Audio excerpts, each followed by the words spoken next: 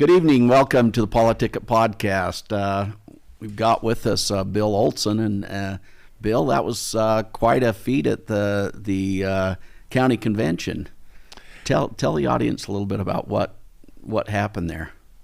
Well, I'll tell you, I was quite surprised, but I had a lot of positive feedback from the delegates that I had met in the 2.5 weeks since the caucus. When I went up there, of the 4 candidates that were running for office, I recognized that I was the only candidate that didn't speak about myself. I spoke about the values of the party and the principles, and kind of revisited some of those important things that guide our behavior and guide our decision making. And several candidates come up afterwards and told me that my speech flipped their vote, which surprised me. Yeah. But no, I think it came across very well. And I can tell you, John, I had discovered a piece of software, a little application for my iPad that was a teleprompter. Oh, that was... And having experience at convention speeches before, time limits are important, and especially respecting the time of the delegates. And so I set my speech at about 4.5 minutes, but I didn't account for applause. Oh. And when the first burst of applause happened, I kept talking because my teleprompter was moving, and I knew I'd get in trouble if it went too far. And then I was talking to myself while I was giving my speech that I shouldn't do that. I should let the group applaud if they want. And so through the course of my address, I stopped the teleprompter 3 more times, and each time I was worried about pressing the wrong button and watching the whole thing disappear. Yeah. Standing in front of a crowd. But no, I thought I was well received, and I thought my message was well received, which gives me confidence in terms of how I might address the voters of Weber County. You know, I love the convention system. It's kind of nice that we're back in person again, back live, right, rather than over video. But there's a certain bit of feedback that you get that you don't get just talking to a camera. You're exactly right, and I learned so much through the course of this 2.5 week campaign. From the voters, from the delegates, and the things that were concerning them, and the things they were worried about, and the things they looked for in a candidate. And I connected with a lot of them. And you came out in first place? Yes, I did, and I garnered enough votes to go to the primary. And as it turned out, my opponent is a signature gatherer. So she would have been on this primary ballot no matter what. Right. So I don't know the purpose of the convention, but that's up to her. Yeah. Yeah. Well, I love the caucus system that we've got in Utah. I'm sorry that we ended up with SB 54 and kind of added that signature gathering process, but I believe a lot in the delegates, and I think you're talking to people that understand the party principles, and I think that's probably why your speech did well. Oh, I think so. And, my first experience with a convention under the caucus system was in 2010, and I attended the caucus as a guest of my brother Bob, who was a delegate in Roy. And that was the convention that Bob Bennett was removed, yeah. And the party removed a sitting senator and put in Mike Lee as their primary candidate.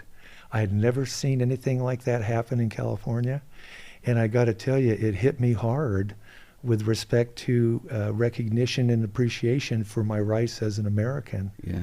And I fell in love with the system immediately. Well, a lot of people got nervous about that, the fact that we could pull out a sitting senator, but I mean, that wouldn't have happened if we'd have had the signature gathering process. No, it wouldn't. He would have been on the final ballot and probably would have won because of his name recognition and other things. But one of the things I love about the delegates, Mike Lee actually didn't come out of the convention in first place. I mean, it was Bridgewater, right? Yep.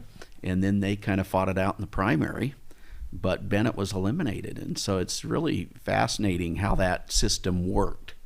It is, and my understanding is there's not a whole lot of states that continue to use this kind of system, and I think that's why we were so adamant when I was on the SEC and the state party about protecting the caucus system and trying to get to the unconstitutionality of SB 54.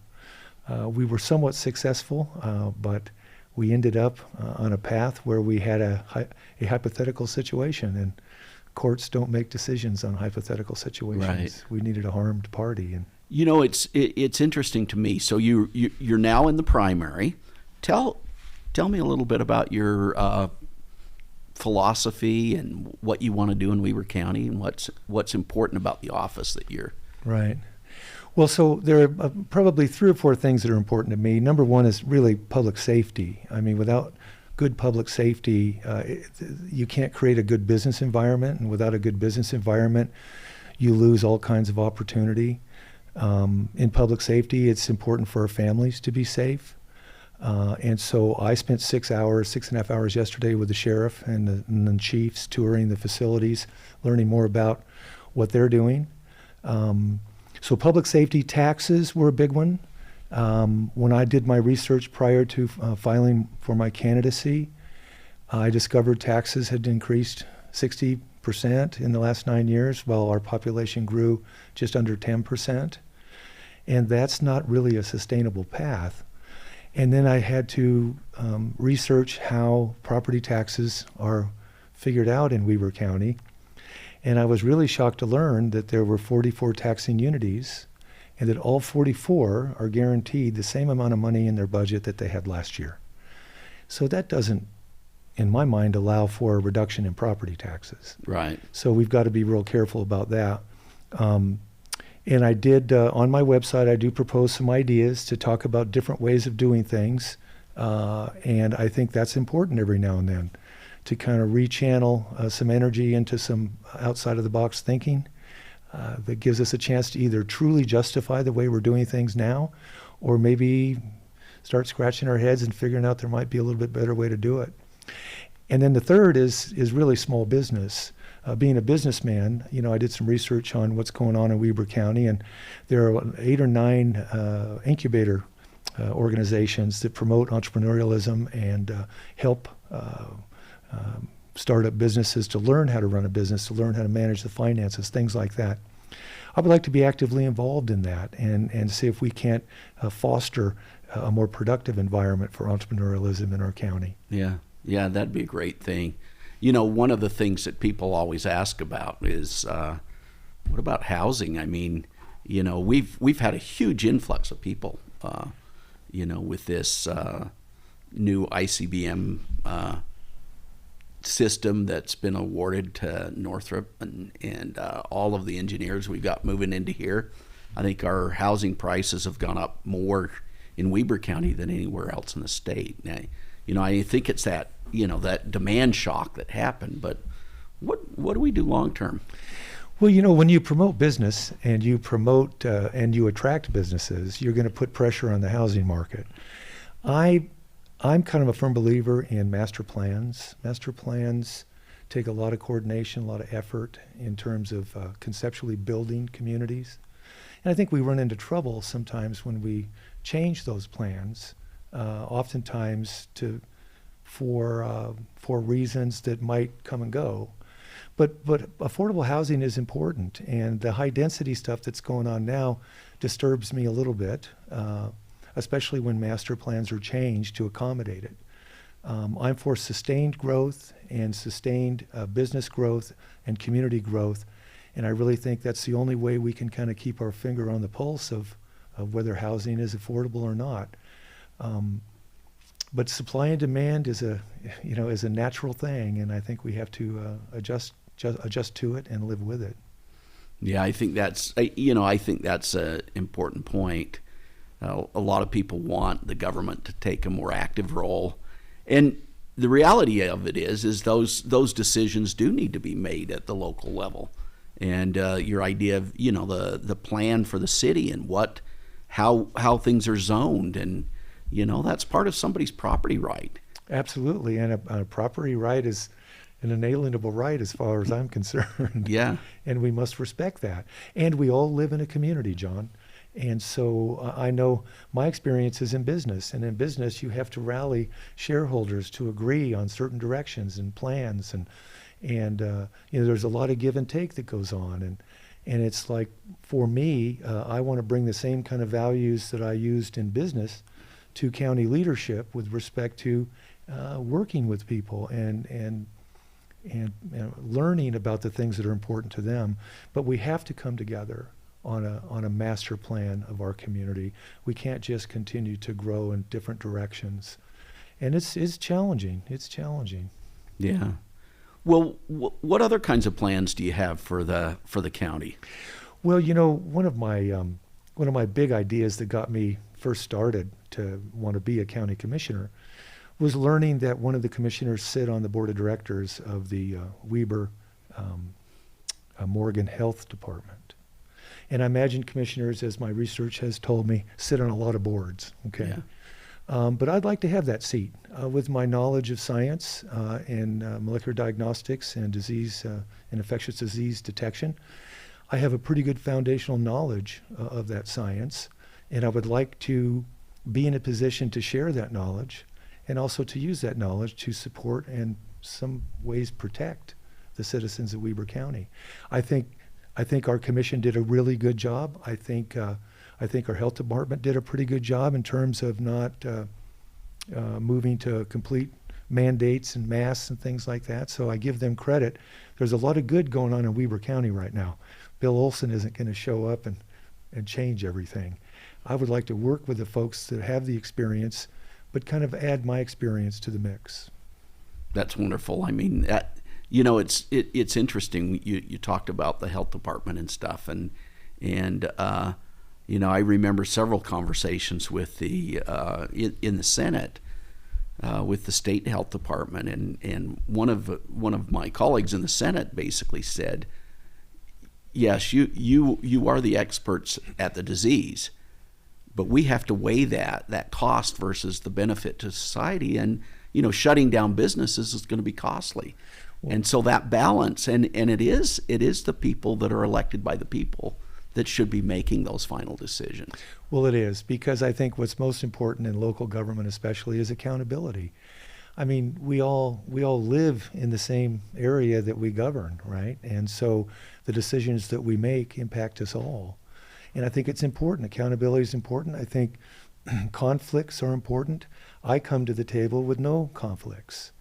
I don't owe anybody anything, and I come with business experience and a single father of 2 teenage daughters and a taxpayer.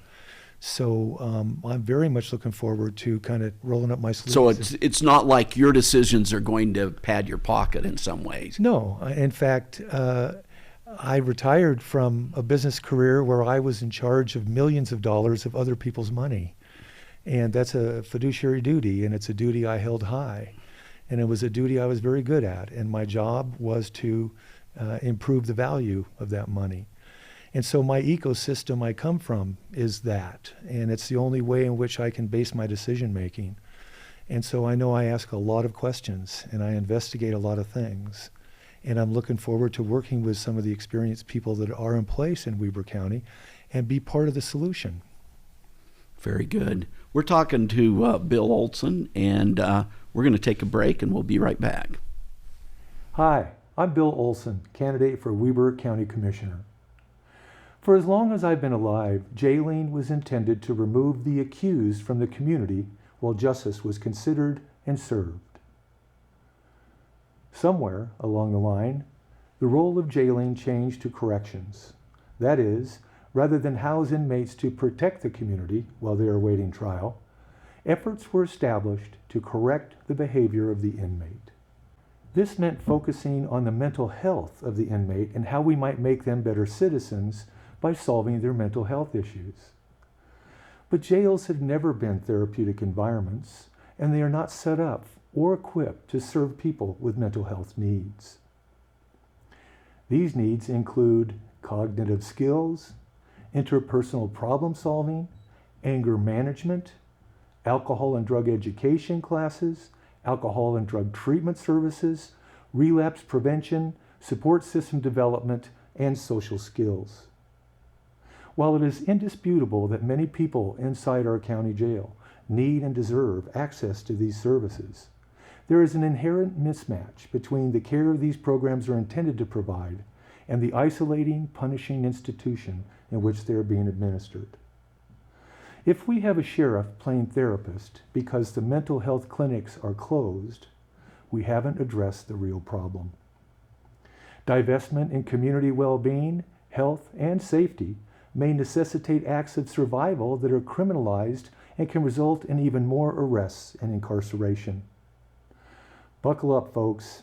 The world is changing around us, and we better be prepared to accept it or be vigilant to balance the dreams of society with the reality of our budgets. For more information, please go to my website at www.olsonforweber.com.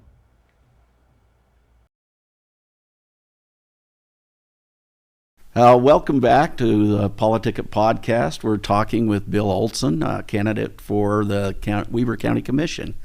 And Bill, this is a great thing for you, I think.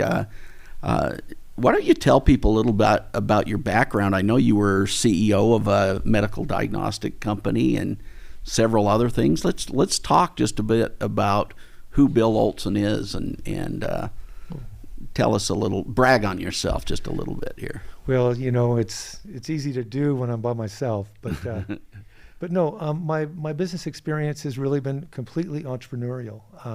I started out college out of Loyola, and we started a company where we put machines that exercise racehorses. They're called hot walkers. And yes, this cowboy hat is authentic. I grew up raising horses.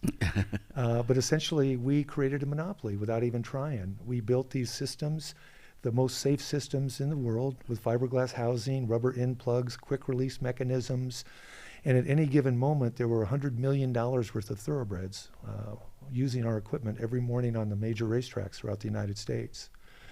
And so that got me interested in business because we were extremely successful at building the best product and really owning the market. From there, I realized that I wasn't learning very much other than making money. And I was still young enough to want to have relationships with business people. And so I ended up getting into the marketing business at the time in Silicon Valley. We started working, my partner and I, working with very small companies like Apple and Sun Microsystems and Oracle, who were very small companies at the time and growing companies. And I had a chance to experience business growth and value, meeting goals and things like that. And that got me fired up. And then I started getting really entrepreneurial.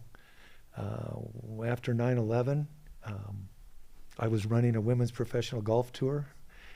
I had purchased in the early 1990s and put 80 players on the LPGA tour. I lost a lot of money doing that, but it was very exciting. And I had a marketing firm that was doing well. And at that point, 9/11 hit and the towers went down.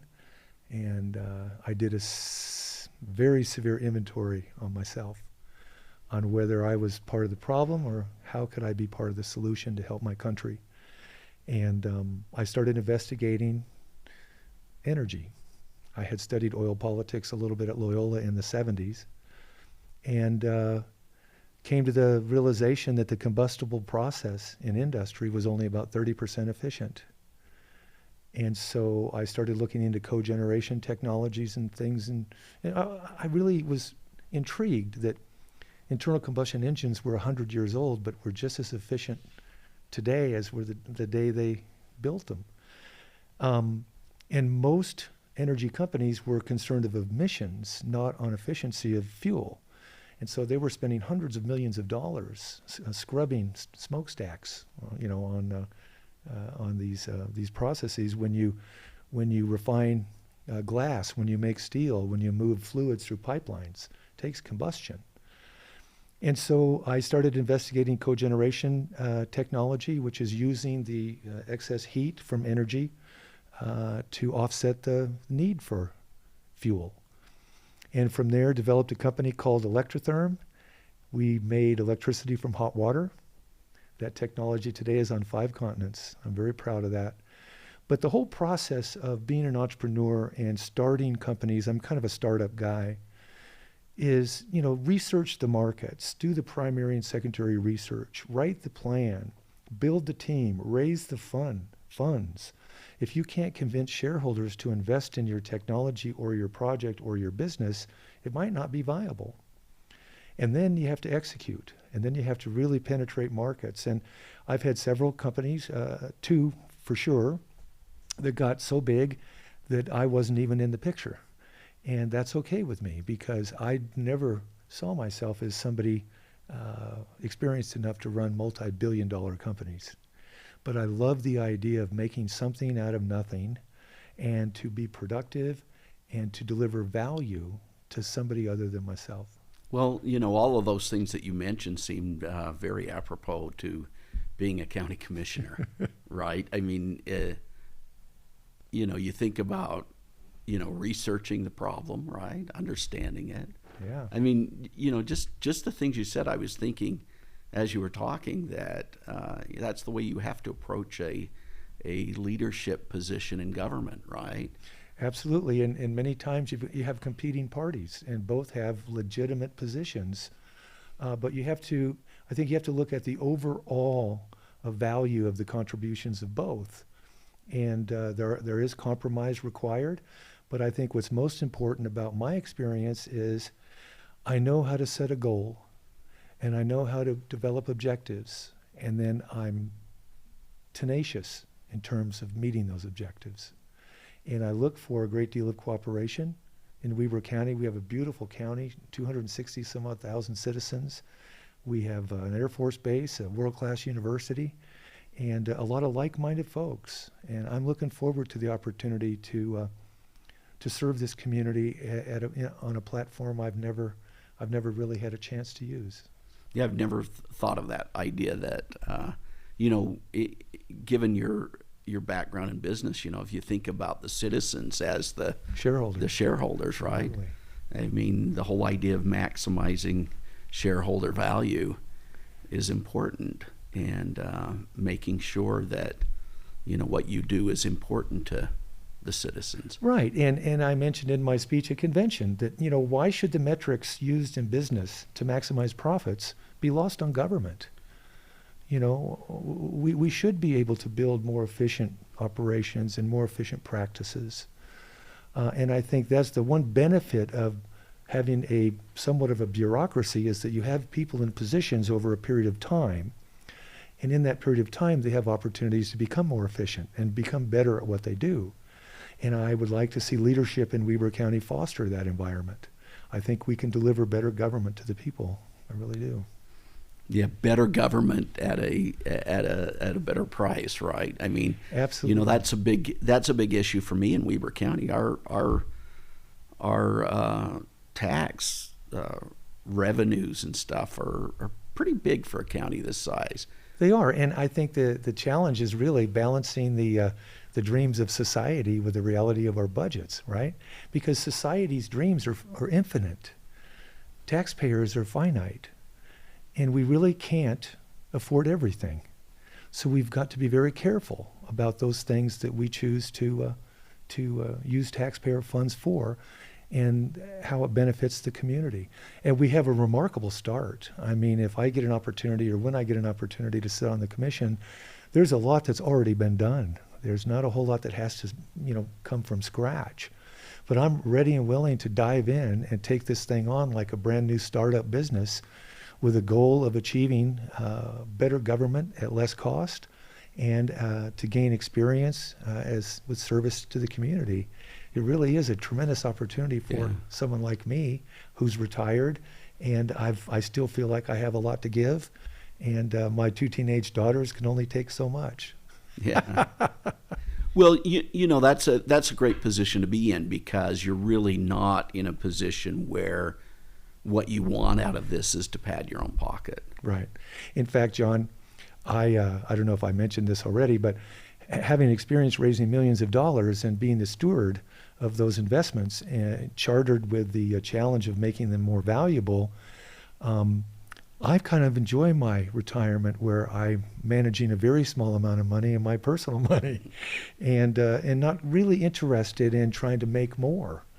I would rather use my experience and my knowledge to serve my community, and perhaps they can gain benefit from my experience. But yeah, the idea of going back to, I'm 68 years old today, the idea of going back to managing millions and millions of dollars of people's money, and in many cases, these are shareholders I've raised the money from that I'd never met. You know, it was purely the business investment concept that got them on board. And then, of course, managing them was a real challenge, and I've gained tremendous valuable experience doing it. Seems like in our county the taxes only go up, the Well, revenue, right? Unfortunately, and you know, it's the system's kind of rigged. You know, I'm not laying blame on anything other than the 44 taxing entities in Weber County are guaranteed the same amount of money they got last year on their budget. So there really is no mechanism for taxes to go down unless the commission itself cuts the tax rate itself. And I'm not sure that's ever happened. And I'm not condemning anybody, but I don't see that as happening. And so we really have to be a little bit smarter about how we use the money we do get and about how we manage the growth of our community. And the pressure's on, you know. It's getting tighter and tighter and tougher. And like I said, if we continue on the path we're on with a 60% property tax increase over the next 9 years, we will be extracting close to $100 million annually from Weber County property owners for what? What are we going to buy with that $100 million a year? Right. And how can we actually go about cutting that? I mean, one of the first books I read, you know, and I've read it before, the Bastiat's The Law. Oh, yeah. Where he talks a lot about what, you know, what is the proper role of government and what gives me the right as a commissioner, let's say, Mm-hmm. to take money out of your pocket. Well, and spend it on something that may not benefit you. That's a great question, and quite frankly, I am a proper role of government kind of guy. And you know, spending all day with the sheriff and his chiefs yesterday with a tour, I mean, a sheriff in a jail is a proper role of government. You know, protecting ourselves is something we would be doing if we didn't collectively hire a sheriff. But taking state legislation and requiring a county jail to fix the mental health issues of the inmates is really not the proper role of government. It costs a lot of tax dollars, and I'm not sure any of us can agree what a mental health issue is. And so, yeah, we've got to be real careful about how we do that. And what the proper role of government is really doing those things for ourselves that we need to do for ourselves, but we can't because we're raising families, we're running businesses, we're serving our community, and we're actively involved. And so the collectively creating government to benefit us is really the proper role of government. The rest is on us, John. Right. And as a community, we can work together and help each other out. Well, that's one thing I appreciate about you, Bill, having your mindset in the right place in terms of what is it that government should be doing and what should they not be doing, and thinking. I think those issues are important to people. Oh, absolutely, and especially given this last couple of years where there's been a lot of what I would call government overreach in terms of mandating things, and I think we need to get away from that. We need to get back to personal responsibility and folks taking on the challenges that the good Lord gives us and doing the best that we can. That's what builds character. That's what builds wisdom. And I think I bring a lot of wisdom to the table with the experiences I've had, and I'm looking forward to the opportunity of serving my community in the commission and see if I can aid and assist the folks that are already there to do a better job. So any concluding remarks that you'd like to leave people with? Well, I've never run a campaign, so I've got some big challenges there, but I have an awful lot of folks that are willing to help. And so all I can do is reach out to you, the voters of Weber County, and invite you to contact me or to talk with me or to ask me questions. Please visit my website at www.olson4weber.com. I've put together information there that should give you a really good indication of who I am and how I might act as a Weber County Commissioner. And clearly, when it comes down to it, John, I really believe it's who you are personally that matters. And I'm comfortable with who I am, and I'm comfortable to put myself out there and see if I can be part of the solution. Very good. I would encourage you to go to olsonforweber.com. olsonforweber.com. And you'll learn a lot about a good man. Thank you, John. Thank you very much. Thank you, John. We'll see you next week. Hi, I'm Bill Olson, candidate for Weber County Commissioner. Small businesses are the lifeblood of every community. They generate taxable revenue, provide products and services to our citizens, and employ a great deal of our population.